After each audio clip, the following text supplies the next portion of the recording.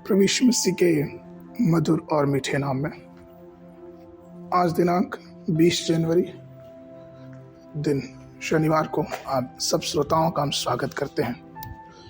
आज के दिन के लिए जो वचन है लिया गया है यशायाह नबी की पुस्तक उसका 16 अध्याय 4 पद।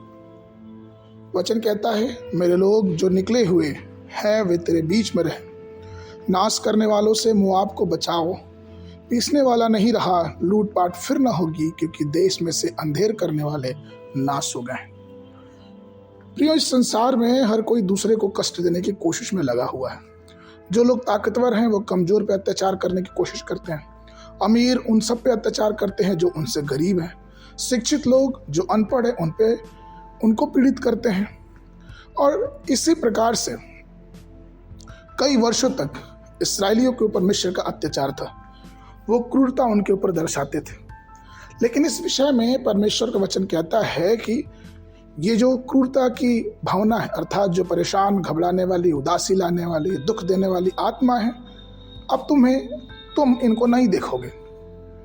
इतनी सारी समस्याएं एक साथ सभी दिशाओं पे जो हमारे ऊपर आक्रमण करती हैं, जैसे कि बेरोजगारी की समस्या, ऋण की समस्या और बच्चों की जिद को पूरे करने की समस्या, और हम परेशान हो जाते हैं, हम दुख में पड़ते हैं और हमारे जीवन का उत्साह पूरी तरह से जाता रहता है। तो ऐसी संकट भरी परिस्थिति में परमेश्वर का वचन कहता है, जिस प्रकार से दाऊद ऐसे संकट में पड़ के भजन संहिता उसके 42 के 9 में कहता है, मैं ईश्वर से जो मेरी चट्टान है कहूँगा, तू मुझे क्यों भूल गया, मैं शत्रु के अंधेर के मारे क्यों शोक और पहिरावे पहने हुए चलता फिरता हूँ। प्रियो, हम जब इस संसार में हैं तो हमारा सिर्फ एक ही शत्रु है जो हमें दुख देके, हमें परेशान करके उसका लाभ उठाना चाहता है।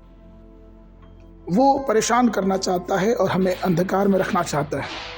इसीलिए वचन कहता है कि अपनी युद्ध के लिए अपने हथियार तैयार कर लो।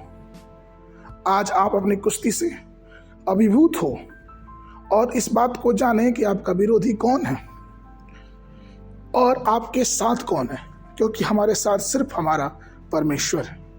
वो परमेश्वर जो हमसे वादा करता है, हमें आश्वासन देता है कि लूटपाट करने वालों का अंत हो गया, अब विनाश रुक गया है। झगड़े को परमेश्वर बंद कर रहा है।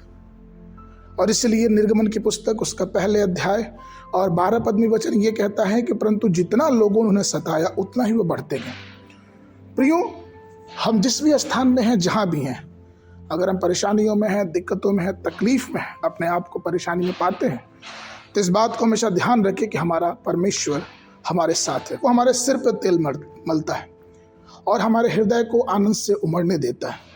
इसलिए आइए सब कुछ परिस्थितियों को परमेश्वर के हाथों में सौंपे और परमेश्वर हमारा भला करेगा। आज के मनन के लिए यशायाह नबी की पुस्तक उसका 53 अध्याय 7 पर, वह सताया गया तो भी वह सहता रहा और अपना मुंह ना खोला।